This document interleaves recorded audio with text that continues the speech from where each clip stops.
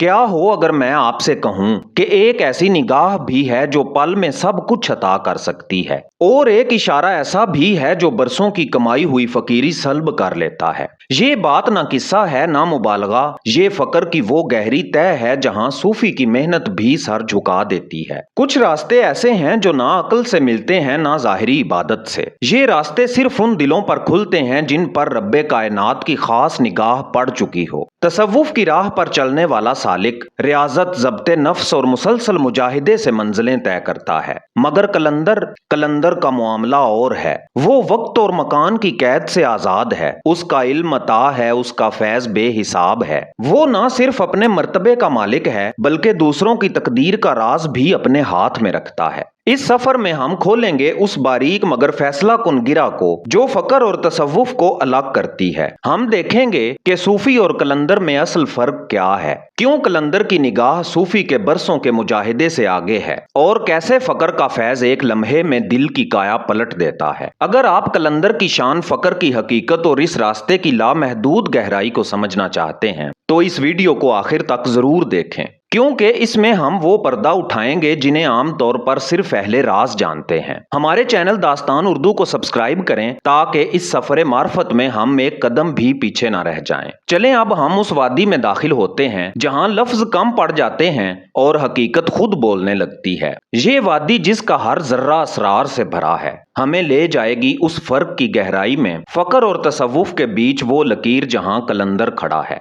आऊज़ु बिल्लाहि मिनश शैतानिर रजीम, बिस्मिल्लाहिर्रहमानिर रहीम। तसव्वुफ महज चंद मखसूस कपड़ों, मखसूस तस्बीह या चंद मखसूस खानकाही आदाब का नाम नहीं। ये असल में दिल की वो कैफियत है जो आदमी को अपने हकीकी वतन रब्बे जुल जलाल की तरफ वापस ले जाती है। ये सफर ना जमीन का है ना आसमान का, ये इंसान के अपने बातिन की वादियों का सफर है। इब्तदा में सालिक को ऐसा लगता है जैसे वो एक वसी सहरा में दाखिल हुआ है जहां चारों तरफ रेत ही रेत है, दुनिया की ख्वाहिशात, नफसानी लज्जतें और जाहिरी फखरो गुरूर। इस सहरा में पहला कदम शरीयत पर मजबूती से चलना है। ये वो मुकाम है जहां इंसान अपनी जुबान, आंख, कान और दिल को काबू में रखना सीखता है। यहाँ रोजा सिर्फ पेट का नहीं बल्कि ख्यालात का भी होता है। नमाज सिर्फ जिस्म की जुम्बश नहीं बल्कि दिल की हाजिरी होती है। फिर सालिक इस सहरा से निकलकर एक बाग में आता है, ये है तरीकत। यहाँ खुशबू भी है, रंग भी हैं, लेकिन हर फूल कांटों के साथ है। सालिक यहाँ जिक्रो अज़कार में डूबता है, नफ्स की जिद को तोड़ता है और दिल को आहिस्ता आहिस्ता आईना बनाता है ताकि अपने रब का अक्स उसमें देख सके।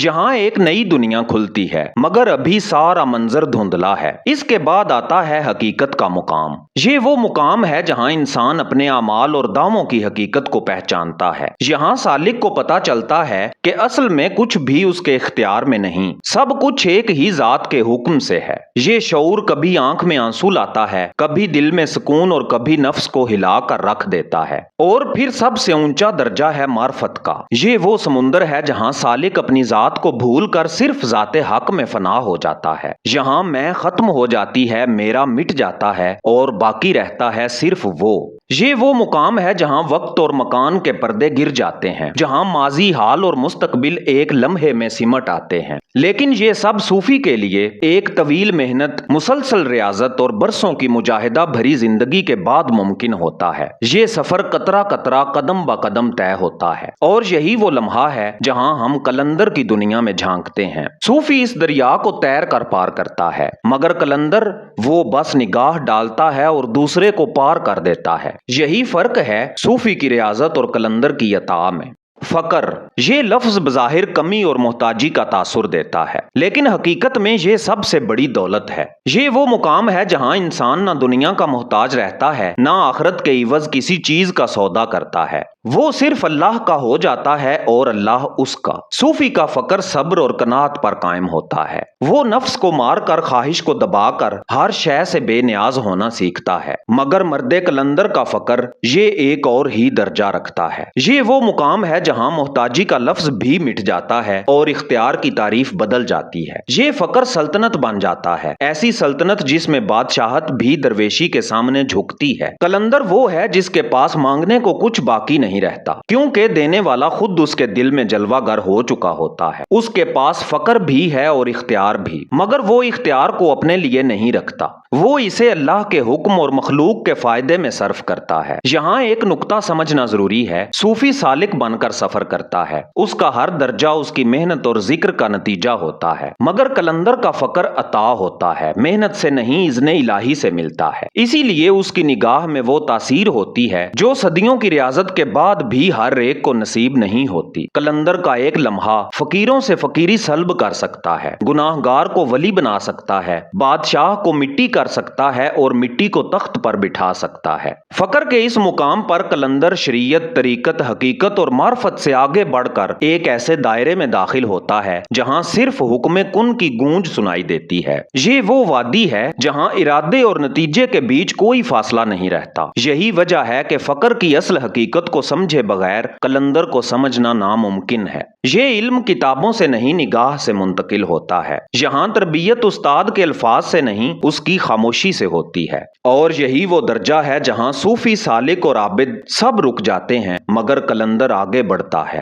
صوفی اور قلندر دونوں اللہ کی طرف سفر کرتے ہیں، مگر ان کے راستے، رفتار اور منزل کے رنگ الگ ہیں۔ ایک جیسے دکھائی دینے والے یہ دو مسافر دراصل روحانی دنیا کے دو مختلف جہان ہیں۔ صوفی کی راہ مسلسل ریاضت، عبادت، ذکر اور نفس کے مجاہدے سے جڑی ہے۔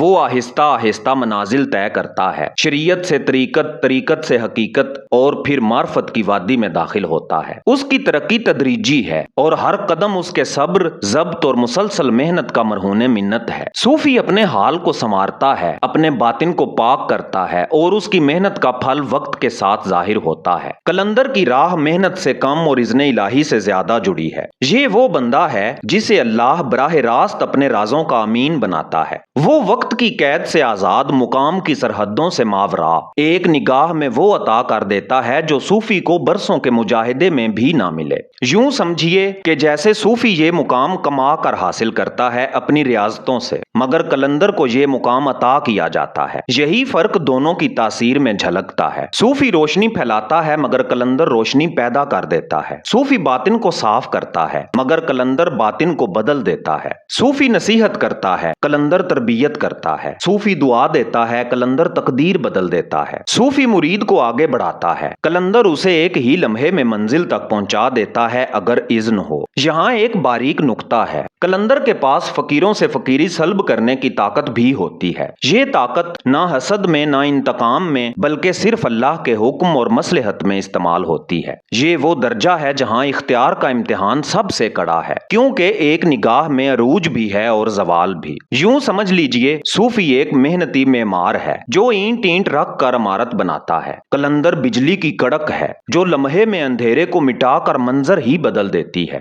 یہ فرق جاننے کے بعد ہی ہم اس نتیجے پر پہنچ سکتے ہیں کہ فقر کی وادی میں کون سا درخت سایہ دار ہے اور کون سا درخت پھلدار۔ فقر صرف ایک لفظ نہیں، یہ وہ وادی ہے جہاں وقت کے پہیے رک جاتے ہیں، جہاں مقام و مرتبے کے پیمانے ٹوٹ جاتے ہیں، جہاں انسان اپنی ہستی کو مٹا کر اصل حقیقت سے جڑ جاتا ہے۔ یہ وادی ان کے لیے نہیں جو صرف جاننا چاہتے ہیں، یہ ان کے لیے ہے جو خود کو گنوانا چاہتے ہیں۔ یہاں داخل ہونے والا پہلا سبق، جو کچھ تم ہو اسے چھوڑ دو تاکہ جو کچھ اللہ چاہتا ہے وہ بن سکو۔ فقر میں کشادگی ہے مگر یہ کشادگی سب کو نظر نہیں آتی۔ یہ اس قلب میں کھلتی ہے جو دنیا کی چمک کے پیچھے بھاگتے بھاگتے تھک چکا ہو، جو جان چکا ہو کہ کائنات کا سب سے قیمتی خزانہ نہ سونے میں ہے، نہ تاج و تخت میں، بلکہ ایک لمحہ قرب میں ہے۔ یہاں صوفی بھی آ سکتا ہے، درویش بھی، گناہ گار بھی، بادشاہ بھی، مگر سب کا لباس درویشی کا ہوگا، سب کے ہاتھ خالی ہوں گے۔ فقر میں سب برابر ہیں، فرق صرف یہ ہے کہ کچھ مانگتے ہیں اور کچھ دینے والے بن جاتے ہیں۔ قلندر کا فقر وہ دروازہ ہے جس سے گزر کر مسافر کی آنکھوں سے غفلت کا پردہ اتر جاتا ہے۔ وہ جان لیتا ہے کہ اصل اقتدار دل کی زمین پر ہے، اصل دولت اس لمحے میں ہے جب بندہ اللہ کے سامنے کچھ مانگنے کے لیے نہیں بلکہ صرف دیکھنے کے لیے کھڑا ہوتا ہے۔ فقر میں اللہ کی محبت سمندر کی طرح ہے اور بندہ اس کا ایک قطرہ،